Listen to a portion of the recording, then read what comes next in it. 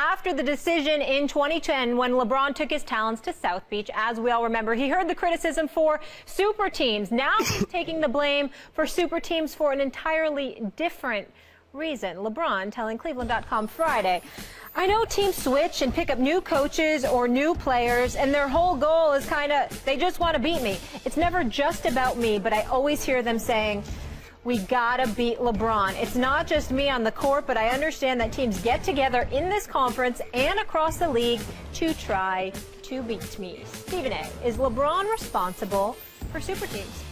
Absolutely not, Max Kellerman.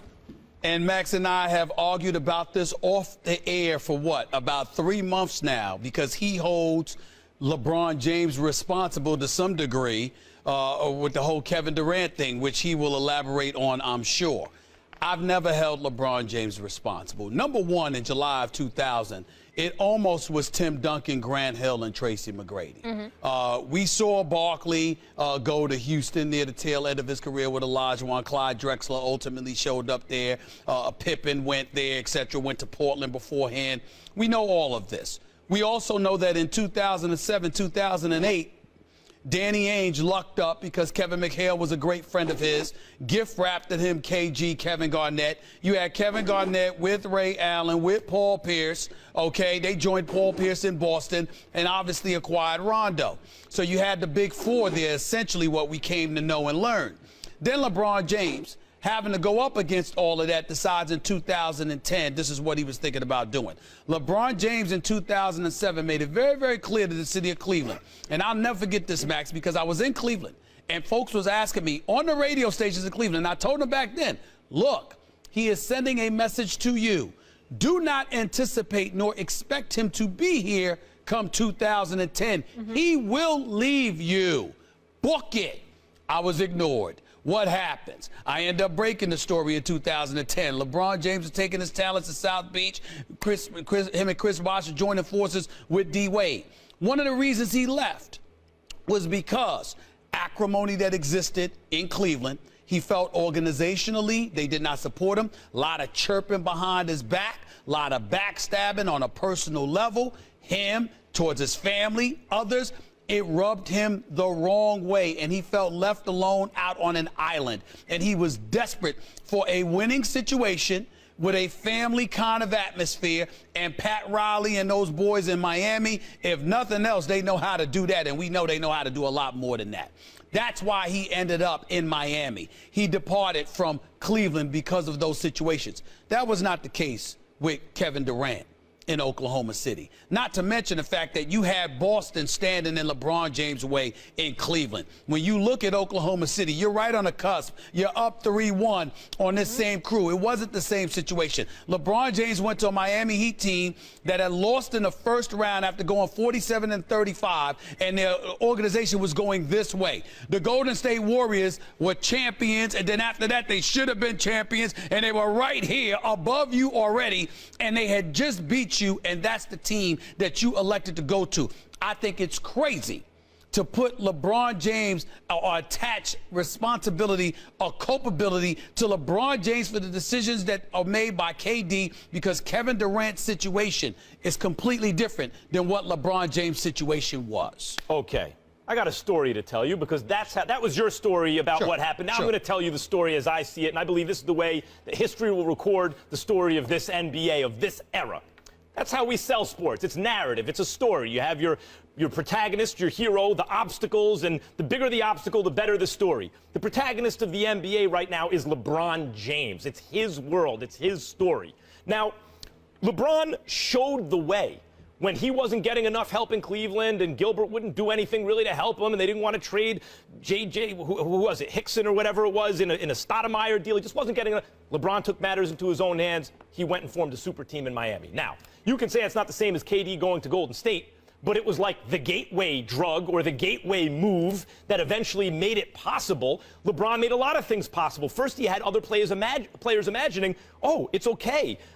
So whatever the old timers say, whatever the press says, I can go form a super team. In KD's case, he joined a super team instead of forming one as LeBron did, but that's just the next logical step. Now, that's the first way LeBron showed the way.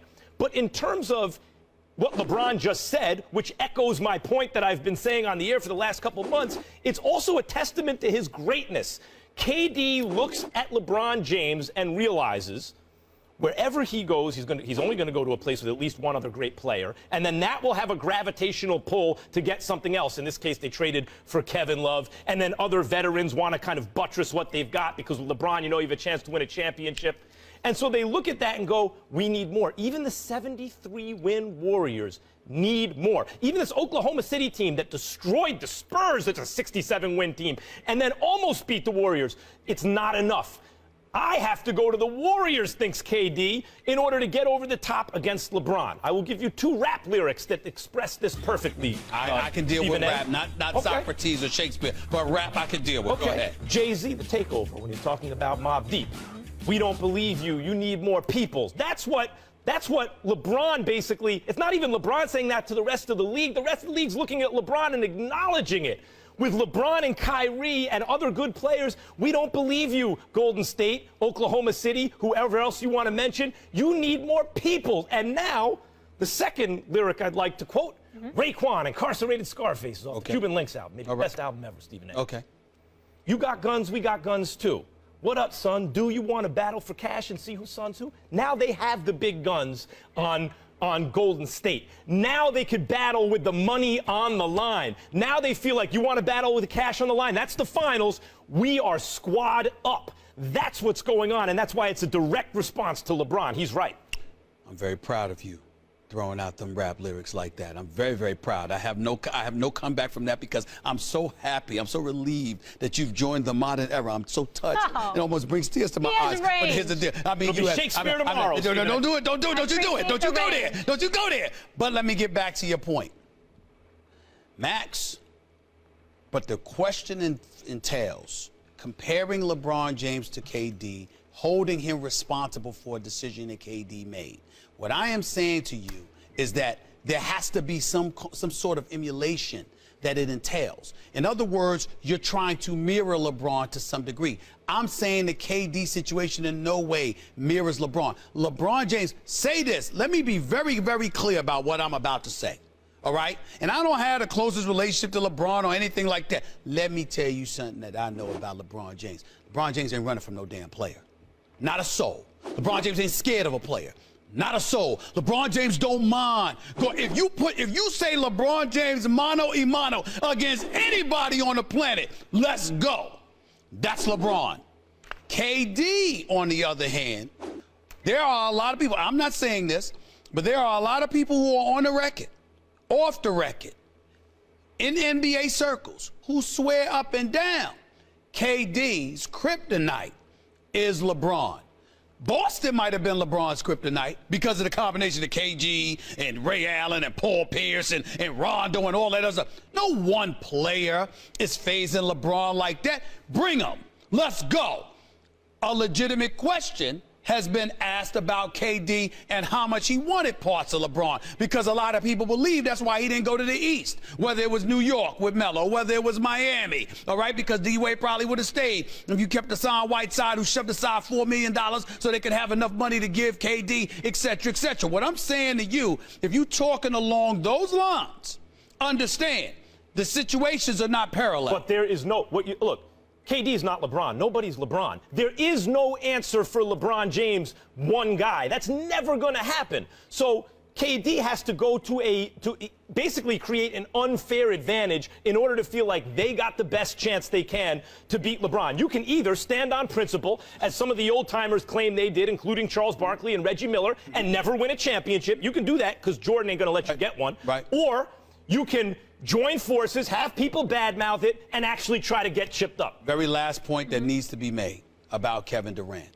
I don't think that there's anything skill-wise, that Kevin Durant has to be concerned about going up against LeBron James. Just like LeBron James is his own freak of nature, KD is his. KG will average 30 in his sleep. Even in the NBA Finals, he averaged plus 30 on 50% shooting. The problem is when the moment calls for your greatness to come shining through, That ain't about skills. That's about this. And LeBron has proven that he has that. We're waiting to see whether or not KD has that against him. Go ahead. I can't let it die there. Because once upon a time, that was also LeBron. Because I agree. He dragged Cleveland in with no one on the squad to the finals. Amazing accomplishment in a weak conference. KD always had Russell Westbrook. Okay. I'm saying that, but once he got there, they couldn't win. Okay, he didn't have anyone. Then he got so Dwayne Wade, Chris Bosh, everybody came and played with him. And they still lost, and they lost because LeBron James choked in fourth quarter. So it's not like that's not an attainable quality. KD might not have it yet. That doesn't mean he won't get it. Yeah, but LeBron didn't have it. KD doesn't seem to have it when it comes to LeBron. Guess what, gentlemen? We get to see it because the season tips off tomorrow and Wednesday on ESPN. We got a doubleheader for you at 8. It's the Thunder taking on the Sixers. Then at 10:30, the Lakers host the Rockets. Coverage of opening night begins with NBA Countdown charged by Dew at 7 Eastern. Cleveland sports fans, join Stephen A. Smith on the road manana at Town Hall Restaurant for a live broadcast of First Take. We're celebrating the Indians in the World Series, the Cavs ring ceremony on opening night for the champs. Plus, we'll have special guests and giveaways. Doors open at 8 a.m. So come down, represent Cleveland. What's wrong? Because I'm just saying. Guess or no guess. I'm going to be in the house with the Cleveland fans. Oh, yeah. That's all that You're matters. the guest. That's all that matters. The man of the hour. That's all that matters. It's going to be packed. I'm going to be there with the fan. You know why? And they get you one-on-one. They get personal attention with you. Stevie A love the people. Stevie A love the people. He sure does. All right. Coming up next. Kevin Durant's latest comments in Rolling Stone magazine only strengthened what I have been saying since he made this move. Him and Russell Westbrook have never meshed well on the court. They were a very, very good tandem, but never great. They were never Kobe and Shaq, and they were never going to be. The NBA has never had parity. It's rare in the NBA. In fact, 4 of the last 5 NBA champions have been #1 seeds. I would also argue the NBA is better when there is a villain. Let me take my glasses off for this one. If you were okay with your decision and you made it with the right intent and things of that nature, why do you feel the need to expose what your relationship was with Russ? Because what you did was wrong. I like her. Me too. I like her. She did the Stephen A. move where she takes off the glasses She looks intense. I like that. I like that. I second that one. Let's get on to our next topic, though, right now, gentlemen. Mediocre team and Big D. That's what makes this funny. How about them Cowboys? How about them Cowboys? Some way, somehow, when they count, just wait. They will let you down. The accident, they will mess it up. Just wait. The accident, they will let you down. Just wait. The accident, the accident, the accident. Waiting to happen. It will happen. Tony Romo throw the football. Know what's coming next. He will get in the way. The deception of success. Tony Romo throw the football. Are you kidding me? That's pride, not a catch. Really? That's funny. Big D, easy you. This is what they do. The weed show up on cue. Accident. Something will go wrong. Accident. Of the big Jumbotron. Accident. Gotta recognize it's a black cat running around that franchise. Say it with accident. They will mess it up. Just wait. The accident. They will let you down. Just wait.